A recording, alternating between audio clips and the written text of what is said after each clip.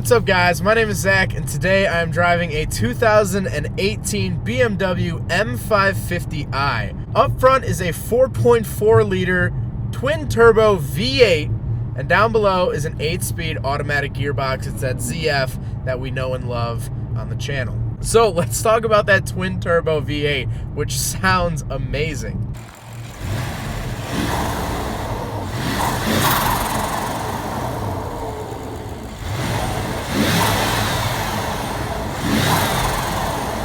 I really honestly didn't think that BMW still made V8s until I drove this car. I thought that they just did inline 6s from here on out, maybe just bigger turbos or something like that, or V6s or whatever. But I didn't know that they made V8s, and I'm really glad that they do. And like I said, it has that ZF transmission. It's the same transmission from the Hellcat, same transmission from the 440 that I reviewed. It's a very good transmission. It shifts within milliseconds. It's really smooth, and it's the only transmission that I really like that's not a manual, because I prefer manuals. I prefer driving stick shift. I love doing that.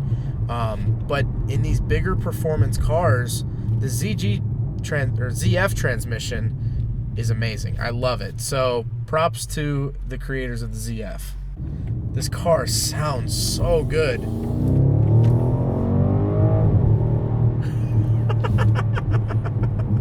You can shift with paddle shifters as well, which is a really nice feature, and it's really quick shifts, of course, with that ZF transmission. And it's really nice for when you want to go. So let's talk about the interior. We have a lot to talk about. So in front of me are some digital gauges, but the actual outsides of the gauges, there's little rings that are real. They're actual, I assume, plastic pieces, while the actual gauges inside those plastic pieces are digital, and you could change them out. When you change into sport, they turn red, and right now I'm in comfort, so they're just silver. Nothing really special there, except it says M550i right in the middle, which I really like. I really like when companies do that, because it kind of reminds you that you're driving something special. You're not just driving the run-of-the-mill 5 Series. It also gives me a speed limit warning. It'll tell me the current speed limit, as well as there's also a heads-up display, which is really nice. It'll give me my speed, the speed limit of the road, and also directions if you're using the onboard sat-nav. So on the steering wheel, I have some simple buttons for the radio, for the onboard calling. To the left, I have cruise control, lane assist, that sort of thing. Over here, obviously, I have window switches and the power mirrors. In the middle, I get a big readout, which I'll talk about in a second. But down below that, we have a CD player. Yes, a CD player. I don't know why BMW does this, but they still have CD players in a 2018. The 440 was like that too. For the life of me, I can't tell you why they still spend their money on that, but hey, it's there if you want it. Down below, you have your climate control options, which are vast, and I don't even have time in this video to explain all the different areas of heating and cooling that you can do. And then down below, there is a little cubby hole, which actually will wirelessly charge your phone. Granted, if you have that capability in your phone, you just slide it in and it'll start charging your phone without hooking up any cables. So this car does have Apple CarPlay, which is an option, which we'll talk about later. So you can just hook up the Apple iPlay or CarPlay, slide it into the slot, it'll charge and play your music. Super nice feature. In the middle is also the shifter, which I'm not a fan of. I like being able to reach down and kind of tell what gear I'm in. There's a side button, and you kind of switch it between the different, reverse, neutral, drive. But then park is a button, and I don't know what it is about it, but for some reason, I don't fully trust it right away when I hit the button. So that'll take some getting used to. It's not a deal breaker for the car, but it's definitely something that is a little annoying. Next to the shifter is a little selector that's for the screen, and also it's a little touch screen, so you can actually write out, if you want to go to a certain address, you can actually write out Target, Walmart, or wherever you want to go. So let's talk about the different drive modes. There's Eco Pro, which has a start-stop feature that I hate, but I'll get to that in a second. Comfort, Sport, and Sport Plus, along with Adaptive, which Adaptive will kind of change. It adapts to whatever driving situation you're in. So Sport mode is obviously like any other car. It'll hold on to gears longer, giving you more performance. F-type Comfort mode, obviously going to be more comfortable, and then eco is going to try to save you as much gas as possible. But let's be honest, you're driving a V8 twin turbo. Gas is probably not at the top of your head. You're not really worried about that. I said it has the start-stop feature, which, as I've said before, I've said it in the Volvo review, I said it in the 440 review. It is the most annoying feature of any car in 2017. But this car has by far the easiest way to turn it off, which is below the start-stop button. There's just a button that says A with like a little loop around it, off. When you hit that button, it turns off the stop-start feature, which is by far the easiest way to do it. Thank you, BMW. The 440 didn't have that, but the 550i, you pay a little bit extra money, you get a button, and I appreciate that. So thank you, BMW. So let's get back to that main screen. The main screen is a touch screen, which is actually really nice. I don't have to go around poking and wondering why it doesn't work. It actually is a touch screen, which you can do a bunch of different features. And actually, most of the features, most of the safety features, it actually gives you like a little animated little thing of a 5 Series. It's not the M550i. The front looks a little bit different, but you actually get like little pictures and little video of the car like moving for the safety things.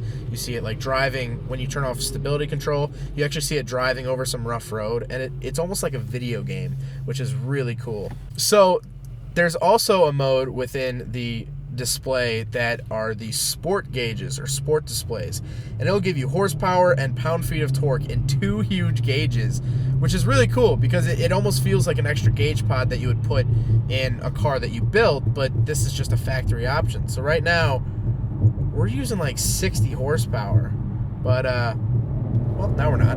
Which it's really cool that it gives you those readouts. I love when cars give you a ton of information. Of course, as you guys notice, it has a huge sunroof, which I'm a huge fan of. I love sunroofs. I don't think I'll ever buy a car again without a sunroof. It's just a nice feature. It kind of lights up the interior. But speaking of lighting up the interior, this car has mood lighting, for lack of better terms, that you can actually change. The other thing I appreciate is that I've driven a Q50 Infiniti. It's not equivalent to the 5 Series, but I drove a Q50 Infiniti, and my complaint with that car was the road noise. It was honestly a lot louder than I thought it would be. And this car, BMWs, they have some pretty good sound deadening because it is pretty quiet. Like, I can talk at this level and you're still hearing me fine. I'm not adjusting my sound or anything. It's a really quality sound deadening. This car also has the Bowen Wilkins sound system, which sounds really good. It's a really good sound system, and that's an option, but we'll talk about options here in a second. Okay, so I pulled over, not driving right now. We're going to go through a couple of the options that are offered on the M550i. So the base price of the M550i is $73,000, and the highest price, the maximum you really should or would pay for an M550i is $105,000. So let's talk about some of the options that are available to make it $105,000. There's a space-saving spare for $150,000, active driver assistant for $900,000, carbon fiber rear spoiler, M Performance side sill and decals. Gesture control, that's a cool one. So you can actually turn up and down the radio by going like this. That's a really cool feature. Dynamic digital instrument cluster, which this car actually has.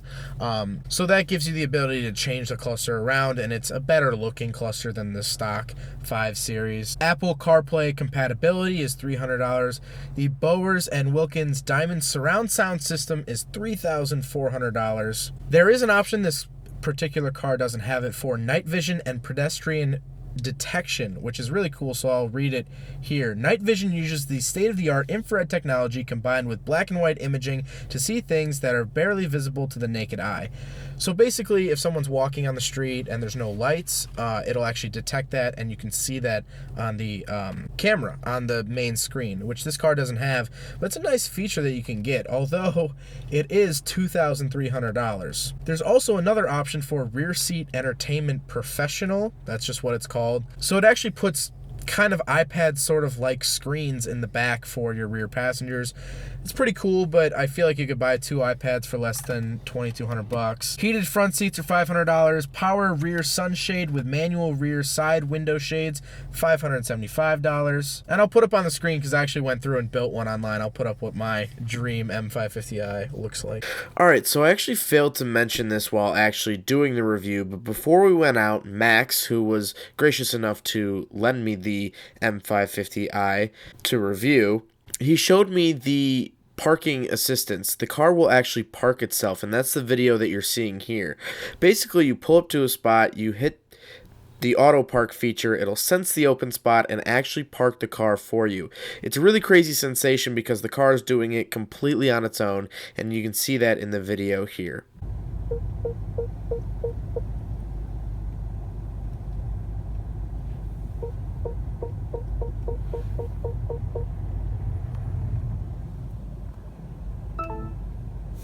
But the interior is spot on. I mean, BMW knows how to make an interior. It's really comfortable. It's spacious. I was surprised by how not deep the passenger footwell was. It was weird. Like, you know how like you kind of step over the door sill and it goes down? It doesn't really go down on the passenger side, which was odd, but nice. I mean, I didn't really miss it. It was just something I noticed. When you open up the doors, it actually projects an M image onto the ground, which is awesome. A little showboaty there, but when you're driving an M, you deserve to showboat a little bit, because this is quite the machine. Although this isn't actually an M5. As of right now, late 2017, there isn't actually an M5 for sale, although they've been teasing at making another one. So let's talk about the exterior. I know this isn't usually a category I talk about in the videos, but I actually do want to talk about it with the M550i. So, a couple different things. First of all, the trunk will actually open if you put your foot under the rear bumper. There's a little sensor under there, and it'll open up the trunk, which is really helpful if your hands are full, if you're at the grocery store or whatnot. It's a really nice feature. Going with that, the doors have a soft close feature, which when you just kind of, you don't close it all the way, it'll kind of pull it in that little extra, so you don't have to like hip check your door into fully closing. Other than that, the exterior looks amazing. I think the new BMWs look really cool, especially the M550i. It looks better than the stock 5 Series. It has a couple different grills and that sort of thing, and it just looks good. I mean, this is really, truly a good-looking car, and we're really blessed to be in an age of really good-looking cars. Cadillacs are killing it. BMWs look great. Infinitis look aggressive right now. Vehicle styling is at a pretty good point. I'm not sure if it'll stay that way. Can't tell the future. Right now, cars look good, and the BMW is no exception to that, because it's a great-looking car. So, what I love about BMWs, and what just, it keeps resonating in my mind every time I drive a different BMW, it's that BMW doesn't compromise. They don't say, let's put a really good engine into a cheap body. Yes, the 318 Ti that I reviewed, it was on the cheap side, but that was a long time ago, and for what it was, it honestly didn't feel that cheap. And on the flip side, they don't focus on the interior, make it awesome, and then give it a little 4-cylinder. Everything in this car is well thought out, and everything in every other BMW I've driven is well thought out. They're saying, I know it used to be, I'm not sure if it's still they're saying, but it used to be the ultimate driving machine. And this car is the ultimate driving machine. It's super comfortable. It's definitely fast enough. The 0 to 60 is around 3.9. It's a fast, comfortable car. The engine is superb. You can actually hear the blow-off valve every once in a while when the hood's open. I have no complaints besides maybe the shifter, which doesn't have anything to do with the actual transmission. It's just how you put it into gear. And that all-wheel drive just pulls. Well, I hope you guys enjoyed the review. I hope you guys learned something about the BMW M550i. It's an amazing car. It's really the perfect mix of sporty and luxurious, and if you have the chance to drive one of these, seriously do, because twin turbo V8s are so good. But again, hope you guys enjoyed it. Don't forget to rate the video, comment on the video, and subscribe if you really liked it. Take care, guys. Here goes a sight from my soul.